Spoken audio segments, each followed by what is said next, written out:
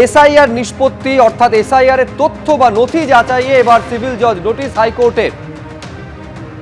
কাল থেকে সিভিল জজদের ছুটি বাতিলের নির্দেশ দেওয়া হয়েছে হাইকোর্টের তরফে। পরবর্তী নির্দেশ না দেওয়া পর্যন্ত সিভিল জজদের ছুটি বাতিল থাকবে বলে হাইকোর্টের তরফে নির্দেশে স্পষ্ট জানিয়ে দেওয়া হয়েছে। সৌভিক মজুমদার আমাদের প্রতিনিধি, আরো বিস্তারিত এই নিয়ে বলতে পারবেন। সৌভিক, দেখো, একেবারে কলকাতা হাইকোর্টের তরফ থেকে সিভিল জাজ জুনিয়র ডিভিশন এবং সিনিয়র ডিভিশনদের উদ্দেশ্যে যে নোটিশ ইতিমধ্যে দেওয়া হয়েছে সেটা অনুযায়ী অবিলম্বে তাদের যে সমস্ত ছুটি ছিল সেই সমস্ত ছুটি বাতিল করা হয়েছে এবং এখন থেকে তারা পরবর্তী নির্দেশ না দেওয়া পর্যন্ত কোনো রকম ছুটি তারা নিতে পারবেন না। এটা এক। দুই, তাদের স্পষ্টত বলা হয়েছে যে ইতিমধ্যে কেউ যদি ছুটির আবেদন করে থাকেন এবং সেই ছুটির আবেদন যদি মঞ্জুর হয়েও গিয়ে থাকে সেক্ষেত্রেও সেগুলিকে কলকাতা হাইকোর্ট বাতিল করছে।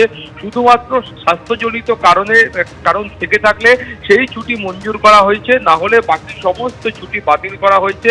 এই মর্মেই কলকাতা হাইকোর্ট বিজ্ঞপ্তি জারি করেছে এবং এখনো পর্যন্ত যদি আগামী দিনে কোনো রকম ট্রেনিং এর কোনো শিডিউল থেকে থাকে, অর্থাৎ এই এসআইআর এর কাজ বাদ দিয়ে অন্যান্য কোনো ধরনের জুডিশিয়াল ট্রেনিং থেকে থাকলে সেইগুলোও কিন্তু অবিলম্বে বাতিল করা হচ্ছে। ফলে তুমি বুঝতে পারছো যে আজকে সুপ্রিম কোর্টের তরফ থেকে যে নির্দেশ দেওয়া হয়েছে সেই নির্দেশে বলা হয়েছে যে অবিলম্বে সিভিল জাজ জুনিয়র ডিভিশন এবং সিনিয়র ডিভিশন যাদের কমপক্ষে 3 বছরের অভিজ্ঞতা আছে তাদেরকে এসআইআর এর কাজে কলকাতা হাইকোর্টের মহামান্য প্রধান বিচারপতি তিনি নিযুক্ত করতে পারবেন।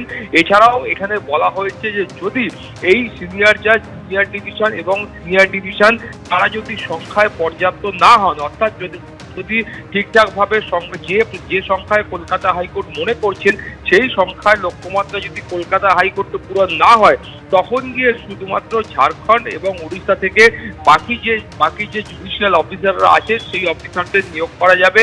এই মর্মে সুপ্রিম কোর্টের তরফ থেকে আজকেই নির্দেশ দেওয়া হয়েছে।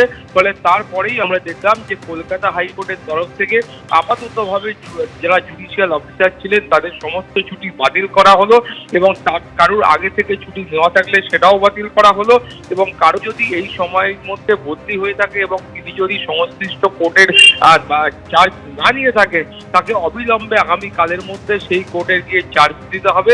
এই নির্দেশিকাই কিন্তু আজকে কলকাতা হাইকোর্টের তরফ থেকে দেওয়া হয়েছে। সুব্রজিৎ, ধন্যবাদ। সৌভিক। এবিপি আনন্দ, এগিয়ে থাকে, এগিয়ে রাখে।